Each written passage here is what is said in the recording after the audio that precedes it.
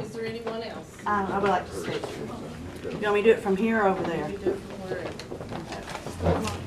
State your name for the record, please. My name is Kristy Scraggs, and I am the election clerk for the county clerk's office.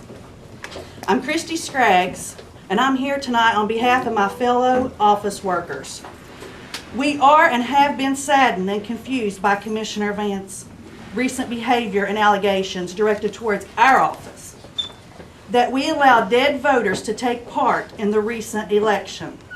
You never approached us to clarify the names of the alleged voters with their date of birth, their address, or anything else to clear up your concern.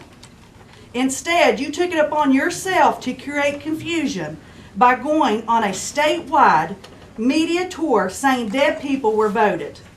You even stated that 3 people were confirmed. Such negligent action by anyone is absolutely inexcusable. As a result of this recklessness behavior, our county has turned into the laughingstock of this state. You owe each of us in the county clerk's office an apology for your behavior and damaging, untrue allegations. You also owe the people of Lincoln County an apology. I would be ashamed if I were you. And we ask that you put forth the same energy to clear up that the lies have been spread as you did when you spread those lies. Starting tonight by giving interviews with the state and local media. On your list, first you spoke on the news. It was 3 dead people. Went to 11. Another point you said 12. The last time when you done the interview out here, you said could be up to 80. Those 3 people you put, they walked in, and I helped them, got them ready, and they personally voted. They were not absentee. They walked in, and there was no dead person that walked in there, and I let vote.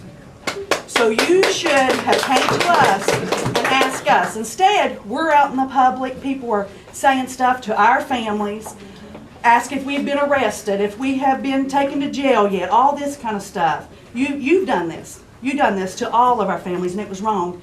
You should have came to us and told us, or asked us the birth dates, or asked us the address.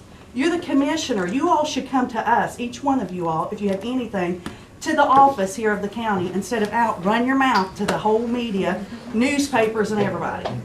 And I just think that you owe, on camera, since you like it so well, and the news, all of us an apology in that county clerk's office. Thank you. Well, I think I've already addressed this in prior conversation. And I'm not going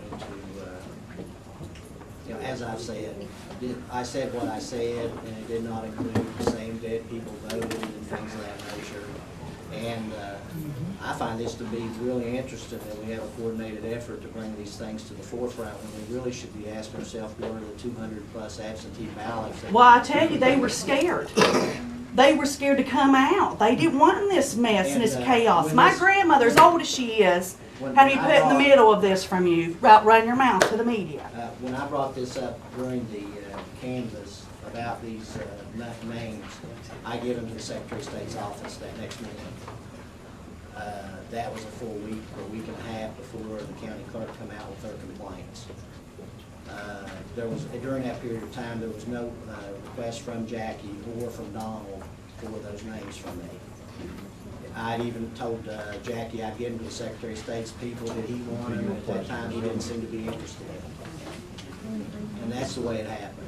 So you didn't come, you came to our office and said, I have some people that I think's dead, could you help me out, guys? One of the things I think that the public needs to know is during this same period of time is when the tape come out of the vote buying that Senator Stallings had, that was given to the U.S. Attorney.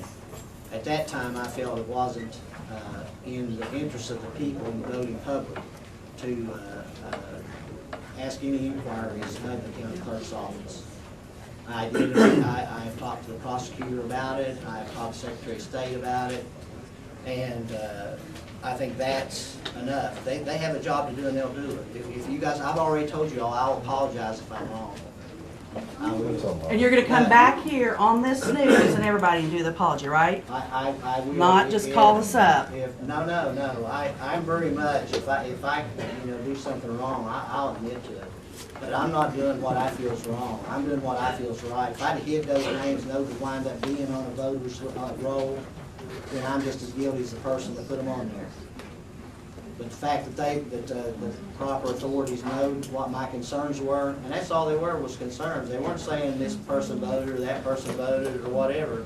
They're saying, I've got 3 names here of people that I know are dead that were on the early voter application list or early voter list. So you've That's all it always was said 3.